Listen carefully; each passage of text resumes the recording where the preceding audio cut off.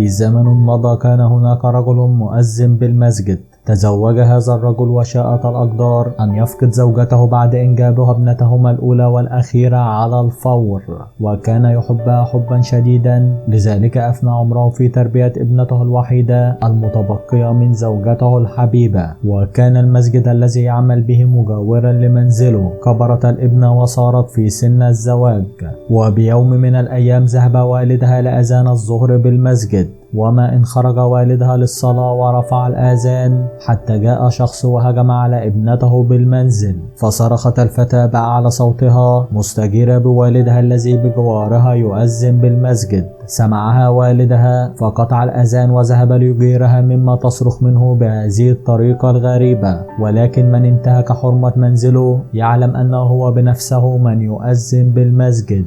وعندما انقطع صوت الأذان علم أنه في طريقه لمنزله بسبب صرخات ابنته، فهرب المتهجم في الحال. هدأ والدها من روعها، وبالكاد تمكنت الفتاة من التقاط أنفاسها بعدما تعرضت له. وبعد سؤالها عما حدث لها تمكن والدها من معرفة هوية المتهجم، فقد أخبرته ابنته بأنها عندما كانت صغيرة كانت ترى نفس الشخص مرا من جوار منزلهم، وأن المتهجم نفسه هو جارهما. ذهب المؤذن للقاضي على الفور واشتكى له مما حدث من جاره، ولكن المؤذن نفسه لا يملك أي دليل يدين به جاره. وبالفعل أرسل القاضي للجار المدعى عليه، وشرع القاضي في أسئلته: أين كنت البارحة؟ فأجابه دون تردد: لقد ذهبت لمزرعتي يا سيدي. فقال القاضي: من متى وإلى متى؟ فقال الجار: ذهبت من الصباح الباكر وعدت بعد أذان المغرب.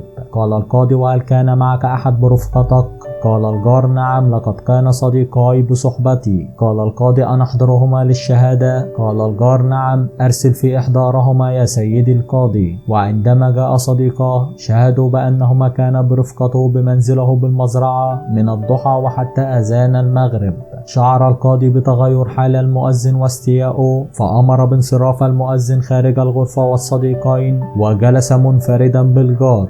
وقال له القاضي: أتعلم أن هذا المؤذن مريض نفسي؟ فهو يتهم إناس كثيرون بالباطل دون أي جدوى، ولا أعلم ماذا أفعل له. قال الجار: صدقت أيها القاضي، إنه دوما يرمي الناس بالباطل. فقال القاضي: دعك منه وأخبرني أين تقع مزرعتك هذه؟ قال الجار: إنها خارج المدينة يا سيدي. قال القاضي: ومتى ذهبتم للمزرعة؟ قال الجار: في 6 صباحا يا سيدي. قال القاضي: وماذا طهوتم من الطعام هناك؟